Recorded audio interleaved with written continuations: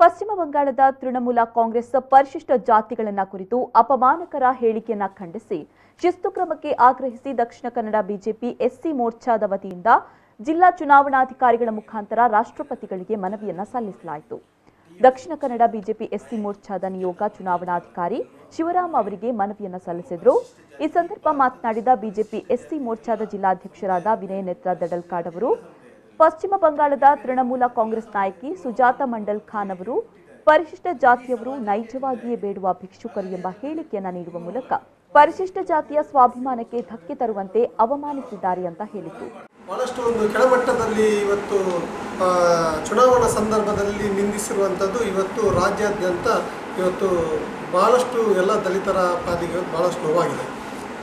ನಾವಿವತ್ತು ನೋಡ್ತಾ ಇದ್ದೀವಿ, ಇದು ದಕ್ಷಿಣ ಕನ್ನಡ ಜಿಲ್ಲೆ ಮತ್ತು ಎಲ್ಲ ರಾಜ್ಯದ ಎಲ್ಲ ಜಿಲ್ಲೆಗಳಲ್ಲಿ ಕೂಡ ಇವತ್ತು ಈ ಒಂದು ಹೇಳಿಕೆಯನ್ನು ನಾವು ಖಂಡಿಸಿ ಭಾರತೀಯ ಜನತಾ ಪಕ್ಷ ಬಿಜೆಪಿ ಎಸ್ಸಿ ಮೋರ್ಚಾ ಪ್ರತಿಯೊಂದು ಜಿಲ್ಲೆಗಳಲ್ಲಿ ಕೂಡ ಪ್ರತಿಯೊಂದು ಮಂಡಲಗಳಲ್ಲಿ ಕೂಡ ಇವತ್ತು ಎಸ್ಸಿ ಮೋರ್ಚಾದ ಪರವಾಗಿ ನಾವು ಇವತ್ತು ರಾಷ್ಟ್ರಪತಿಗಳಿಗೆ ಜಿಲ್ಲಾಧಿಕಾರಿಗಳ ಮೂಲಕ ಯಾರು ಪಶ್ಚಿಮ ಬಂಗಾಳ ತೃಣಮೂಲ ಕಾಂಗ್ರೆಸ್ನ ಸುಜಾತಾ ಮಂಡಲ್ ಖಾನ್ ಎನ್ನುವರ ಬಗ್ಗೆ ಶಿಸ್ತು ಕ್ರಮ ಜರುಗಿಸಬೇಕು.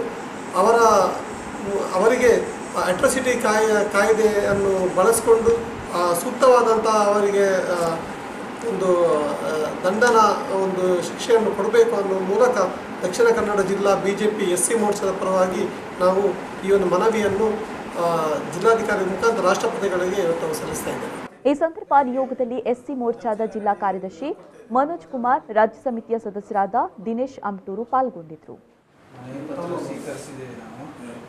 ಮೊನ್ನೆ ನಡೆದಂಥ ಪಂಚರಾಜ್ಯ ಚುನಾವಣೆ, ಅದರಲ್ಲಿ ಟಿಎಂಸಿ ನಾಯಕಿ ಮಮತಾ ಬ್ಯಾನರ್ಜಿ ಪಕ್ಷದ ಟಿಎಂಸಿ ನಾಯಕಿ ಸುಜಾತಾ ಮಂಡಲ್ ಖಾನ್ ಅಂತನೂ ಮಹಿಳೆ, ಅಲ್ಲಿಯ ನಾಯಕಿ ಕೂಡ, ಒಂದು ಶಾಸಕರು ಕೂಡ, ಒಂದು ಇಡೀ ದೇಶದ ಪರಿಶಿಷ್ಟ ಜಾತಿಯ ಸಮುದಾಯದವರಿಗೆ ಒಂದು ಕೀಳರಿಮೆ ಮಾಡಿ ಒಂದು ಅವಮಾನ ಮಾಡುವ ರೀತಿಯಲ್ಲಿ ನಮ್ಮ ಬಗ್ಗೆ ಮಾತಾಡಿದ್ದಾರೆ. ಅದಕ್ಕೋಸ್ಕರ ನಮ್ಮ ನಿನ್ನೆ ರಾಜ್ಯಾಧ್ಯಕ್ಷರ ಸೂಚನೆ ಮೇರೆಗೆ ಇಡೀ ರಾಜ್ಯಾದ್ಯಂತ ನಮ್ಮ ತಾಲೂಕು ಕೇಂದ್ರಗಳಿಂದ ಹಿಡಿದು ಅಲ್ಲಿಯ ತಹಸೀಲ್ದಾರ್ನ ಮೂಲಕ, ಇಲ್ಲಿ ದಕ್ಷಿಣ ಕನ್ನಡ ಜಿಲ್ಲಾಧಿಕಾರಿಯವರ ಮೂಲಕ, ಕರ್ನಾಟಕ ರಾಜ್ಯದ ರಾಜ್ಯಪಾಲರ ಮೂಲಕ ರಾಷ್ಟ್ರಪತಿಯವರಿಗೆ ನಾವು ಭಾರತೀಯ ಜನತಾ ಪಾರ್ಟಿ ಕಡೆಯಿಂದ ನಾವು ಮನವಿ ಸಲ್ಲಿಸುತ್ತಿದ್ದೇವೆ.